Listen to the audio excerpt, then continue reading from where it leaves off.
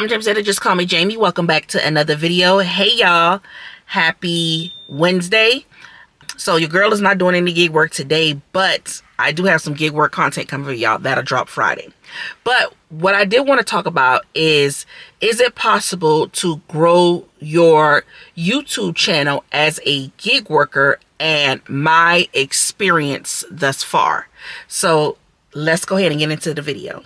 Is YouTube even built for us, or is it just built for the big creators with perfect studios and editing teams? So when I first started my YouTube channel, like I told you, I started my YouTube channel back in 2012, but I didn't start posting on my YouTube channel until 2020. And I gave it a good run. I filmed for a couple of months straight, one video a week, maybe two, and then I fell off. And just last year is when I started back getting consistent on YouTube, and I started back posting in May, one video a week, and then realized that didn't work for me. So then I started doing like maybe 2 videos a week until it built up to me posting every single day. And you know, in the beginning, really nobody really watched like that.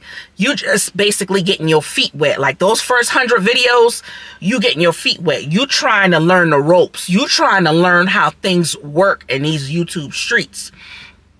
And I think my first video was how to cook crab Charleston style.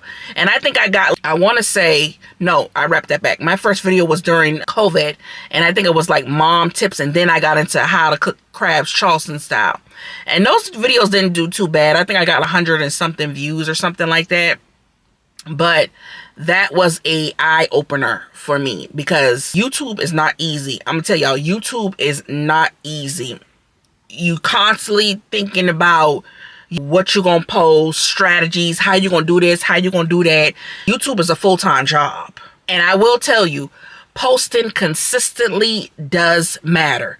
Don't think that it don't matter. You have to have a consistent posting schedule, just like you have to have it on any other platform you decide to go on. I started off, you remember, I told y'all once a week, found out that didn't work, then eventually went to twice, then every single day. And I learned that on YouTube, with me posting every single day, that it did something, because it got me in that algorithm to me leading up until YouTube posting those, recommending my videos, dropping my video here or there, and people finding my videos to bring people to my page. It did something with me posting every day. So don't think that because you're posting every day, it's not going to work for you. It does work for you. It does. Now, that currently is not my current posting schedule. Currently, I post 3 days a week now, because the reason why I'm doing it like that is because of the simple fact that gives time for my videos to basically soak in these YouTube streets, meaning that gives time for my views to come in, because depending on the video, my views could take either it can come in that same day, or it can take a day or two for my views to really come in. And my views now are to the point where they're coming in consistently, and I know what to expect now. And I can tell you that videos that do good on my page, really good on my page, are gig work videos. Those like my #1 videos that do good on my page. Transparency and emotional honesty. You have to be relatable. People, I tell y'all all the time, people can know if you faking the funk. People can know if you lying. People know if you doing clickbait. People know if you just doing stuff for the views and you not really about that life. They know that. And a lot of people get on YouTube and they just do stuff for the views. They're so soaked in the views to wherein that's all they know. They'll do anything a lot of times for clout, and it shouldn't be like that. I don't want to be soaked up in just, it's like you looking over your shoulder. I'm saying that's how I feel, like you really just looking over your shoulder. And it shouldn't be like that when it comes to you doing anything for views. You don't want to do anything for views because of the simple fact you might get that clout that you really don't want to have. Because some people be so obsessed with other people online that you don't know what that person may do. You don't even know when that person see you, or they might try to find out where you at. So a lot of y'all got to be careful with that when it comes to certain stuff. And also your thumbnails and your titles, you want that to correlate with your video. You just basically want to spark curiosity. You want to have people want to click on your videos and make sure that your video is about what it say it's going to be about. You get what I'm saying? Titles and thumbnails are very important. Don't think that it's not. Okay? And I noticed that people will post based off the title. They'll click on my stuff before just with the thumbnail. I try to do a little something, but right now I'm just trying to get it to where I really want to rebrand and just clean it up a little bit. Clean up my page a little bit. So y'all understand what I'm saying. And I always tell y'all, people connect with people being real and authentic. Because a lot of times what you fail to realize, a lot of stuff that you say, people, they want to say it. They're too scared to say it. So you have to come on this platform and be real and authentic. Don't be out there talking about something that you're really not going through. Talk about what you're really going through. If you out here struggling to pay a bill, talk about it. Because somebody can probably relate to it. But don't lie about it. If you're about to be homeless, talk about it. But don't be out here lying about it if you're really not going to be homeless. You just have to be real and authentic. Because being real and authentic, your audience will find you. They will find you. That will bring people to your page. But don't lie to people if it's really not what it is. And I can't tell you, short form versus long form. Short form content can bring subscribers to your page. Your long form content, as far as long form videos and lives, will get you the watch hours. So remember that long form content will get you the watch hours. Short form content will bring in the subscribers. So I try to do a mixture of both. Sometimes my short form content don't bring in subscribers, but when they do, they do. Now let's talk about what I learned. What I have learned on YouTube, you don't need no fancy equipment. You don't at all. You can start YouTube with just your cell phone. You can start with your cell phone and just get you a little cheap, low $20 tripod from Five Below or Amazon, something like that. You don't need no fancy equipment. You can get it a little cheap light. And I know I had a subscriber ask me, when you shooting videos, how you should shoot. If you're using your cell phone for long form content, you want to shoot your videos like this, right? If you're going to shoot short form content, you want to shoot your videos like this. You don't need fancy equipment. I'm currently filming off, because this took me a minute to get this now. I'm currently filming off my Sony ZV-E10, and I film those videos like that. When I'm in the car, I film off that.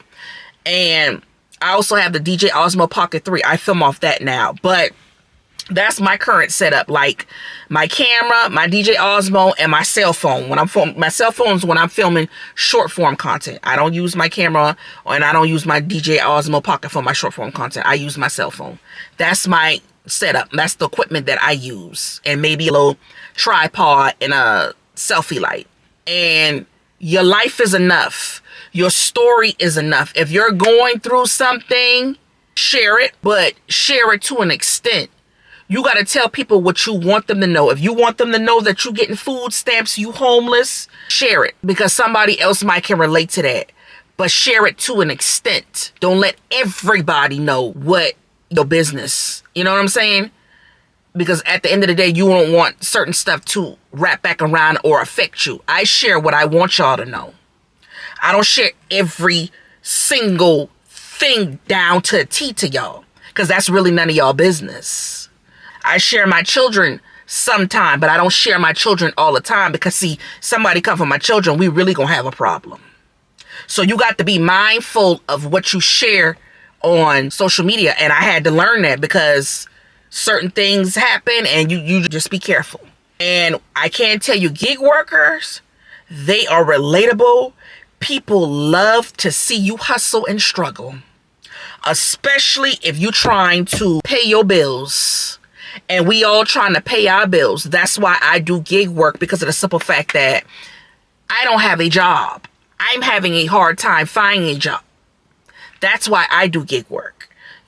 From what somebody told me when I spoke to somebody yesterday, HR market is very oversaturated. Everybody wants to do HR. If I would have known what I'd known, I would have stayed in the medical field, but I got burnt out. But I digress.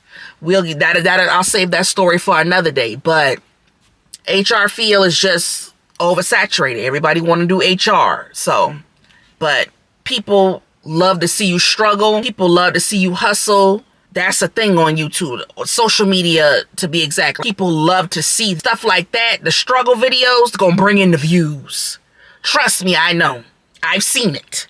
They will bring in the views because it's relatable. Everybody going through something. The struggle is real. Life is lifing. And I will tell y'all this, don't expect overnight success. Don't expect, and a lot of y'all come to me and y'all be like, oh, I don't know what I'm doing wrong, or oh, my views and all this. You can't expect overnight success on YouTube. You can't expect to be getting no views. Only when I go to look at your page, you only got 4 videos. You ain't been in this for the long, because YouTube is a long haul game. Okay? I didn't really start seeing my viewing until, like I told y'all, January of this year. That was my highest paying month on YouTube. And if you don't know, I'm going to tell y'all this. Subscribers don't mean nothing. You need 1,000 subscribers to get monetized. But views, I'm going to tell you how you get paid. You get paid by people watching your ads. You have to watch people ads if you want to get paid on YouTube. That's just, that's how it is. If you want to get paid on YouTube, you got to sit there and watch people. The people have to watch your ads. They can't skip your ads. That was, like I told y'all, January was my highest paid month. Now, July is my highest paying month so far right now.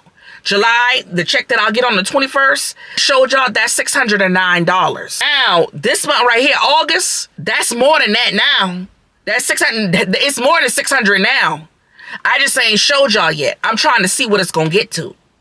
But don't expect overnight success. This was over a year of grinding. This is over a year of trial and error. This is over a year of me. Basically, I'm still trying to learn. I'm still trying to learn my analytics.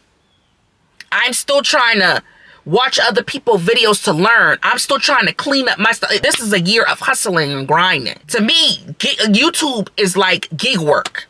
And the reason why I say it's like gig work, because your pay is up and down. One month you might be up, the next month you might be down. You trying to get to a point on YouTube where you ain't got to work if you don't want to work. Me, I'm always going to, I just can't solely just depend on YouTube. I'm sorry. That's just me. I can't solely depend on YouTube. I'm going to have to get out there and work, hustle, do something. Now, I to each his own, but that's just me in my situation. I always tell y'all. Currently, I'm at 7,936 subscribers, and I'm still growing. I'm praying that I can probably get to 8,000 subscribers by the end of the week. And I told y'all I'm trying to get to 10,000 subscribers by the end of the year. So I'm praying, crossing my fingers that it does happen. But if it doesn't happen, hey, I'm going to continue to grind, continue to hustle on YouTube. It ain't nothing stopping me. And some videos hit over 10,000 views. Some don't. Hey, I'm still here. And it's still worth it. I will tell you that. And at the end of the day, I'm not going to stop, because this platform can change your life. I will say that YouTube has changed my life. And that's just with 7,936 subscribers. Like, I'm showing up to this platform like I'm working a 9 to 5. And I'm hustling YouTube like I was in the army. I ain't stopping. Because I tell y'all, this platform can change your life for the better. And sometimes it might change your life for the worse. Who knows? You won't know until you get out there and try. And if you are a gig worker thinking about doing a YouTube channel, do it. What do you have to lose? Do it. You won't know until you get out there and try. You have to, if this is what you want to do, because it's enough money out there for everybody. One gig worker person posting something don't mean it's gonna be the same like that other gig worker. Every gig worker's content is different. Every gig workers have something to bring to this platform. What one gig worker might be going through, the next might not be. Some gig workers are full-time, some gig workers are part-time. But every gig worker has something to bring to this platform. And like I tell y'all, if you are a small creator or a gig worker, drop a comment. Let me know in the comment section. And don't forget to make sure y'all like, comment, and subscribe. And I'll catch y'all on the next one. Bye.